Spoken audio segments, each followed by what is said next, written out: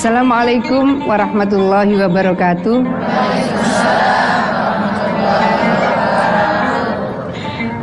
Bismillahirrahmanirrahim. Alhamdulillah wa astaghfirullah wa la haula wa la quwwata illa billah. Assalatu wassalamu ala Rasulillah Sayyidina Muhammadan ibni Abdillah, amma ba'd. Pemirsa Cahaya Hati rahimakumullah, alhamdulillah, kali ini Allah mempertemukan kita kembali dalam muhasabah bersama-sama kita di Majelis Jakarta Islamic Center ini, ibu-ibu Majelis Muzakarah Jakarta Islamic Center yang dipimpin oleh Ustadzah Muzainah. Mudah-mudahan Allah memberikan kita kesehatan zahiran wa batinan. Amin. Pemirsa Cahaya Hati rahimakumullah, ketika kita melihat banyaknya berita anak-anak pergantian tahun baru minum minuman keras, jadi rupanya salah juga jika sudahlah, saya masih muda, biarlah saya bersenang-senang. Kalau punya duit mau dipakai foya-foya, tapi kalau tua kepingin bahagia, dan kalau meninggal kepingin masuk surga. Sering kan kita dengar seperti itu. Malaikat Israel itu sekarang tidak pakai pilih-pilih umur. Bahkan kecenderungan malaikat Israel senang usia muda. Mudah-mudahan kita dipanjangkan umur oleh Allah, umur yang manfaat barokah. Amin. Kita mendengar ada anak umur 16 tahun, 20 tahun, pergantian tahun minum minuman keras, akhirnya meninggal. Ada anak umur belasan tahun kecanduan narkoba sampai akhirnya meninggal. Ada anak umur belasan tahun karena salah pergaulan, akhirnya kemudian hamil di luar nikah sampai menggugurkan kandungan. Mudah-mudahan anak cucu keturunan kita dijaga dan diselamatkan oleh Allah. Amin. Mungkin pemirsa sempat mendengar di Madura ada dukun yang biasa membantu menggugurkan kandungan. Katanya ongkos menggugurkan kandungan di sana paling mahal hanya 25.000. Dan beliau menyampaikan kalau hari pasaran sehari itu bisa sampai 15 orang minta digugurkan kandungannya. Kita melihat sekolah-sekolah, madrasah-madrasah Islam makin banyak, gedungnya makin bagus, betul enggak? Guru-gurunya tidak hanya S1, gurunya S2 bahkan S3. Masjidnya makin banyak jumlahnya dan makin bagus, betul enggak? Tapi sepertinya banyaknya masjid, banyaknya ustadz, banyaknya guru-guru madrasah yang terdidik ini tidak seimbang dengan akhlak yang terbangun. Maka di bulan Rabiul Awal seperti sekarang ini, biasanya yang memberikan hikmah maulid seperti Ustadzah Muzainah ini sudah nggak terhitung asal Rabiul Awal berapa kali memberikan hikmah maulid. Selalu yang disampaikan adalah innama bu'itsu liutammima makarimal akhlak. Rasulullah oleh Allah diturunkan ke bumi untuk menyempurnakan budi pekerti yang baik.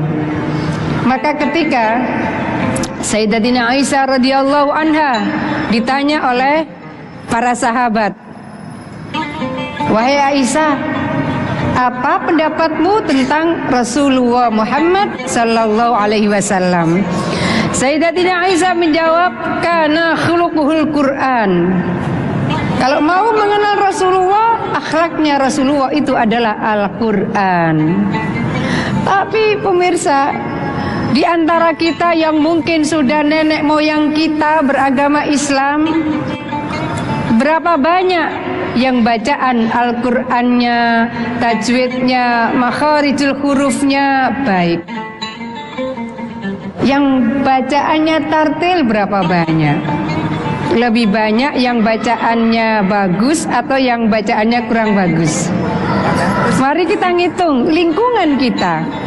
Ada yang mungkin bacaannya bagus juga tidak paham maknanya. Jauh lebih banyak, ya kan?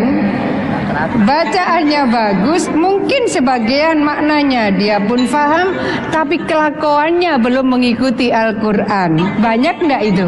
Banyak. Nah, ini adalah rumusan dari Kementerian Pendidikan. Negeri ini mikir bagaimana supaya anak-anak ini punya karakter yang baik. Bagaimana anak-anak ini akhlaknya baik. Sampailah kemudian Menteri Kebudayaan membuat rumusan, oh, anak-anak harus dibangun karakternya supaya cinta Tuhan. Kalau dia dibangun karakternya cinta Tuhan, maka dia juga akan mengagumi seluruh ciptaan yang Allah sudah ciptakan.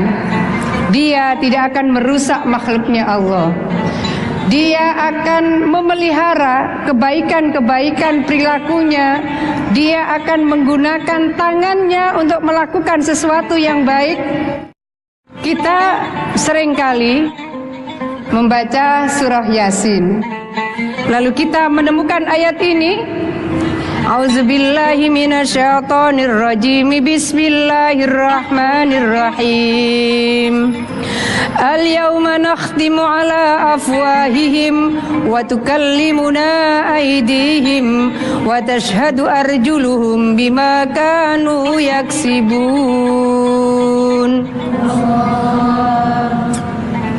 Pada saat di padang mahsyar, pada hari ini kami tutup mulut mereka. Kalau masih di dunia, orang yang bersaksi bisa memberikan kesaksian palsu. Kalau pengadilan di dunia ini, hakim bisa disogok apa tidak? Bisa. Jaksa bisa disogok apa tidak? Bisa. Pengadilan bisa dibeli. Tapi kalau sudah di hari akhir, pada hari ini kami tutup mulut mereka. Dan berkatalah kepada kami tangan mereka, dan memberi kesaksianlah kaki mereka terhadap apa yang dahulu mereka lakukan. Tangannya dipakai apa? Sekarang dari proses membangun karakter yang Menteri Pendidikan sedang mencari format itu, saya ingin mengajak kepada kita semua. Ini ada sebuah produk. Seringkali kita menyebut Iqra' bil qalam. Bagaimana kita menulis Al-Quran supaya kelak di hari akhir ketika tangan kita ditanya, tangan ini untuk apa? Ya Allah, aku dulu dipakai oleh si fulan, aku dipakai oleh Ustazah Muzainazan menulis Al-Quran, ya Allah. Maka kalau ada kesalahan-kesalahan, ampuni ya Allah. Tangannya menjadi saksi untuk mengantarkan yang punya tangan menuju surganya Allah. Saya tidak mempromosikan, tapi produk ini memang tidak dijual di tempat umum. Saya ingin mengajak, jikalau ada anak-anak kita, berapa jam mereka di depan internet, berapa jam mereka di depan TV, ayolah sebagian waktu itu kita ajak mereka menulis Al-Quran. Sebetulnya ini bukan imla, follow the line, mengikuti saja. Anda misalnya, di antara kita ada yang belum hafal Asmaul Husna, ada produk seperti ini. Jamaah-jamaah majelis taklim mungkin bisa, mungkin pemirsa di rumah menulis sendiri, menebalkan saja Asmaul Husna, dan kalau ini selesai lalu kita tempel di tempat salat kita, akan mengingatkan kepada kita bangunan karakter yang mestinya bisa kita bentuk melalui menulis Al-Quran. Mungkin ada yang ingin disampaikan, ibu-ibu yang hadir di sini, silahkan. Assalamualaikum warahmatullahi wabarakatuh. Waalaikumsalam warahmatullahi wabarakatuh. Nama saya Muamalah. Mau nanya Bunda, bagaimana cara kita ini sebagai orang tua, bagaimana cara kita mendidik anak-anak kita supaya kehidupannya bisa seimbang antara kehidupan duniawi dan ukhrawinya. Cukup sekian dan terima kasih atas jawabannya. Assalamualaikum warahmatullahi wabarakatuh. Sebetulnya ini adalah PR kita bersama. Kadang-kadang kita, termasuk saya sendiri, orang tua, itu baru akan sholat hajat pada saat kita punya hajat yang besar. Di antara istiqomahnya sholat malam kita, marilah kita hitung hajat kita ini betapa banyaknya. Kita ingin badan kita sehat, kita ingin rizki kita barokah, kita ingin anak kita soleh solihah, kita ingin tetangga kita baik. Kan kita ini punya keinginan banyak sekali. Tapi dari keinginan yang banyak itu, coba kita ngitung rutinnya kita, istiqomahnya kita, sholat hajat berapa rakaat? Imbang enggak antara banyaknya hajat kita dengan sholat hajat kita? Tidak. Seringkali juga kita sebagai orang tua, termasuk saya sendiri, kita baru akan istikharah, anak saya ini mau saya sekolahkan di pesantren apa di sekolah umum, ya kan, baru istikharah. Anak saya ini mau saya sekolahkan di perguruan tinggi agama Islam atau perguruan tinggi umum, baru istikharah. Anak saya ini mau menikah, ya Allah tolong dipilihkan pasangan yang soleh solihah barokah, baru istikharah. Kita kan tidak mencoba membiasakan anak-anak kita sendiri. Ayo nak, biasakan istiqomah menjadi bagian dari sholat sunnah itu, antara lain sholat sunnah istikharah. Anak-anak mungkin mulai SMA atau mungkin SMP kelas 3, supaya Allah membimbing anak kita. Kalau jalan anak kita ini lurus, Allah akan teruskan. Tapi ketika kemudian jalan anak kita ini lurus, godaan itu bisa dari kanan, bisa dari kiri. Kalau istikharahnya ini istiqomah, insya Allah yang mau menggoda dari kanan, yang mau menggoda dari kiri pun Allah akan luruskan. Allah akan tetapkan hatinya. Oh, dia punya firasat kurang enak kalau ke kanan, dia punya firasat kurang enak kalau ke kiri, karena Allah sudah pilihkan.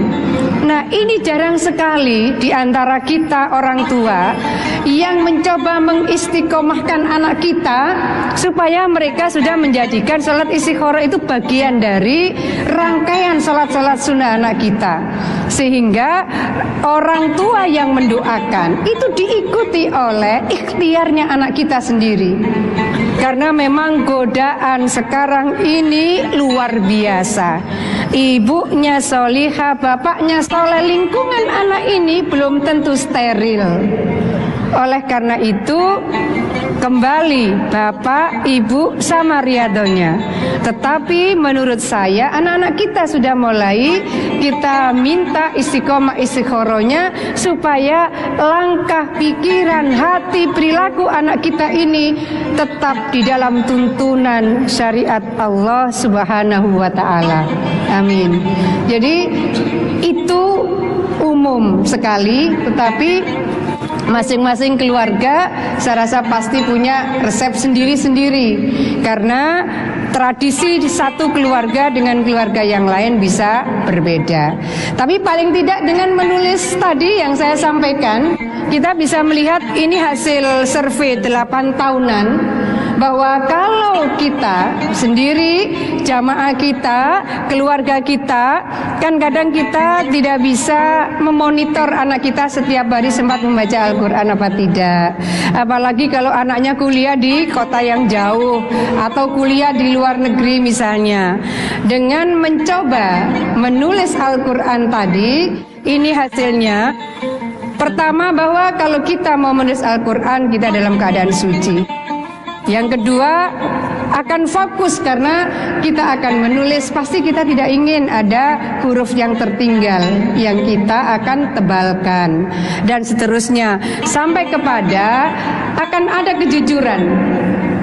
Karena yang kita tulis ini wahyu Allah, pasti kita akan menulis dengan kedisiplinan, kehati-hatian, dan itu akan membentuk karakter anak-anak, karakter diri kita yang disiplin, jujur, ikhlas, dan akhirnya akan meningkatkan ketakwaan kita kepada Allah Subhanahu wa ta'ala.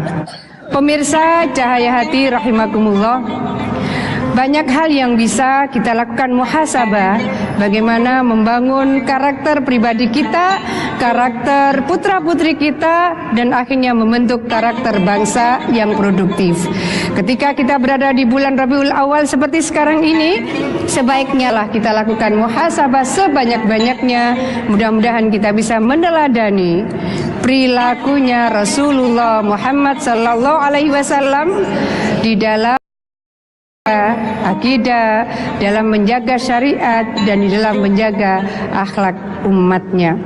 Mudah-mudahan majlis ini memberikan manfaat bagi kita semua. Amin. Saya mengajak kita mengakhiri dan menutup dengan doa. Bismillahirrahmanirrahim. Alhamdulillahi rabbil alamin. Allahumma salli ala sayyidina Muhammad wa ala ali sayyidina Muhammad. Ya Allah, ya Allah, ya qadiyal hajat wa qadi hawaijana ya Allah. Ya Allah, ya Allah, ya rafi'ad darajat, irfa' darajatana ya Allah. Ya Allah, ya Allah, ya kafiyal muhimmat.